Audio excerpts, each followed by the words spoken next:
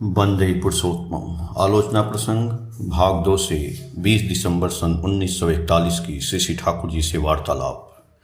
मनुष्य के मन की कामना है, प्रभाते प्रथम नयन मिलिया तुम्हारी देखिबो आमी ओगु अंतर्यामी। अर्थात प्रभात में नयन खोलते ही तुम्हें देखूंगा मैं प्रथम, हे अंतर्यामी। जो मूर्त अंतर्यामी हैं, जिनके प्रति अनुराग से मनुष्य का समग्र अंतर नियंत्रित होता है, सुषम छंद से छंदायित होता है, अंतर की कलुषता दूर होती है, जिनके मंगलकर स्पर्श से ऐसे पुरुष को उषा की प्रथम बेला में देखने की किसे इच्छा न होगी। वे कहाँ हैं? क्या उन्हें देखा जा सकता है? हाँ, उन्हें देखा जा सकता है, उनके साथ बातें की जा सकती हैं। हमारा एक व्यक्ति बनकर ही हमारे एक घर के द्वार पर विराज रहे हैं। वहाँ उनकी नित्य लीला अजस्र रूपों में हो रही है। आकर देखोगे, यहाँ इस पद्मा के तीर पर निखिल हृद पद्म प्रस्फुटित होकर कैसी अपूर्व शोभा बिखेर रहा है। देखोगे कितनी अगाध शांति है, अनाविल आकर्षण है। उनके स्पर्श से तुम्हारा हृदय शतदल फूलों की पंखुड़ियों की तरह विकसित हो उठेगा। ठाकुर को केंद्र कर आज यहाँ एक आनंद का मेला लगा है, मधुर बातें हो रही हैं। ईशदा विश्वास ने बोला, हो हंगामा के भय से पहले मैं मनुष्य से कुछ भी कहने में भय खाता था। कभी कभी तो कॉम्प्रोमाइज समझौता करना भी कर लेता था। आजकल वह भय दूर होता जा रहा है। जो भी आदर्श विरोधी बातें करते हैं, चाहे वे जो हों, उन्हें मैं धर दबाता हूँ। श्री ठाकुर जी बोले, मनुष्य के अंदर मोरल वीकनेस, नैतिक दुर्बलता रहने पर वह स्वीट कंप्रोमाइजिंग, मधुर समझौता करने वाला होता है। स्ट्रिक्टली कठोर भाव से चलने में भय खाता है। कहीं पीछे उसका वीकनेस, दुर्बलता डिस्क्लोज्ड, प्रकाशित न हो जाए, इसलिए अपने मान को बनाए रखकर एक दूसरे के वीकनेस, दुर्बलता को सपोर्ट, समर्थन करता है। जिसका कॉन्सेंस, विवेक स्ट्रांग, मजबूत होता है, वह होता है स्वीट, मधुर, इनवाइग्रेटिंग, तेज संदीपी, बट अनकम्प्रोमाइजिंग, किंतु अपनी नीति पर अटल। उसके रूखे प्रतिवाद में भी एक श्रेय, निष्ठा, समन्वित, दर्दी व्यक्तित्व की पौरुष दृप्त अभिव्यक्ति रहती है, जो मनुष्य को अंत तक उनके प्रति श्रद्धा संपन्न कर देती है। पर इन्फेरियरिटी, हीनमनत्व प्रवृत्ति संपन्न वाला एक दल ऐसा रहेगा ही, जो किसी प्रकार उन्हें बर्दाश्त नहीं कर सकता। किंतु उसके बर्दाश्त करने और न करने से ही होता क्या है? भीतर ही भीतर भय और भक्ति करेगा ही, जिसे आवश्यकता पड़ने पर कड़ी बातें सुना देते ही उसकी विपदा, आपदा, दुख, कष्ट में यदि तुम एक दर्दी की तरह उसके निकट खड़े हो जाओ, अपने साध्यानुसार उसका प्रतिकार करने की चेष्टा करो, तो उस समय देखोगे कि वह आपसे आप कब्जे में आ गया। केशवदार भट्टाचार्य ने कहा, सुना है हिटलर जिसे पकड़ता है उसे बिल्कुल बाघ की तरह पकड़ता है। स्वीटनेस, मधुरता का नाम गंध भी वहां नहीं है।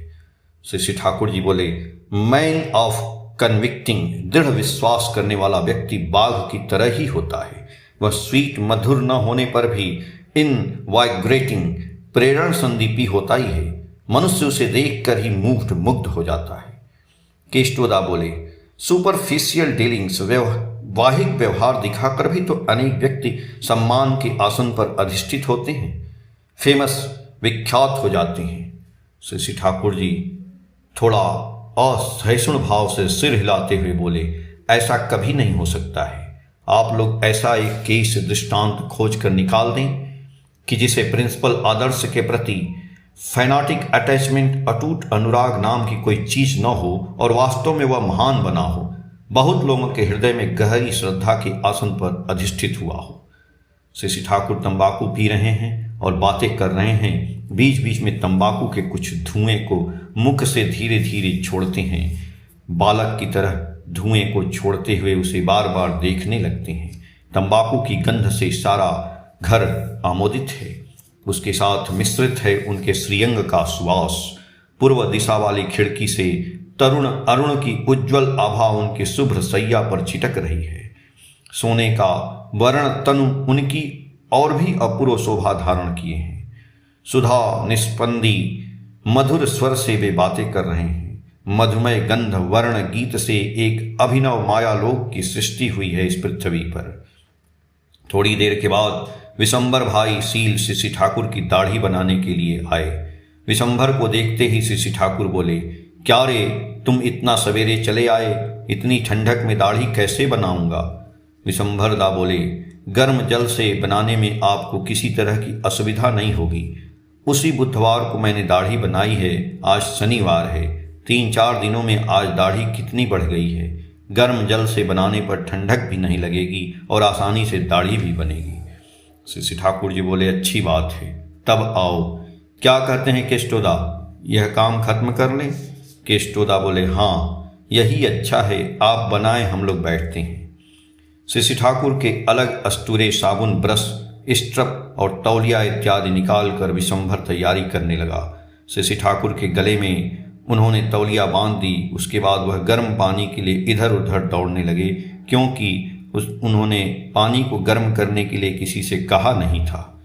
परिस्थिति को देखते हुए शिशि ठाकुर जी ने कहा, जो भी करो उसके लिए पहले से तैयारी कर लेनी चाहिए। सब चीज़ों की व्यवस्था पहले से अच्छी तरह नहीं करने पर तुमको भी असुविधा होगी और जिसका काम करोगे उसे भी असुविधा होगी।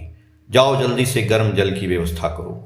विशंभर गर्म जल लाने के लिए जा रहे थे कि इसी बीच कालिदासी माँ एक कटोरे में गर्म जल लेकर आ उपस्थित हुई। शिशि ठाकुर यह देखकर बहुत खुश हुए और हंसकर बोलने लगे, ना बोलिते काज बुझिया करवे सेई से सेवक नाम। अर्थात जो बिना कहे ही समझ बूझकर काम करता है वही वास्तव में सेवक है। इसे ही अनुसंधित्सु सेवा कहते हैं। स्त्रियों में ऐसे गुणों की खूब जरूरत है। माताओं में ऐसा अभ्यास रहने पर उसके बच्चे इम्बाइब ग्रहण करते हैं। कालिदासी में बहुत से गुण आ गए हैं। यदि अनुशीलन करती रहे तो और भी बहुत सीखेंगी। यदि अपरिपक्व काल में ही मनुष्य अपने को समझे तो आगे नहीं बढ़ सकता है।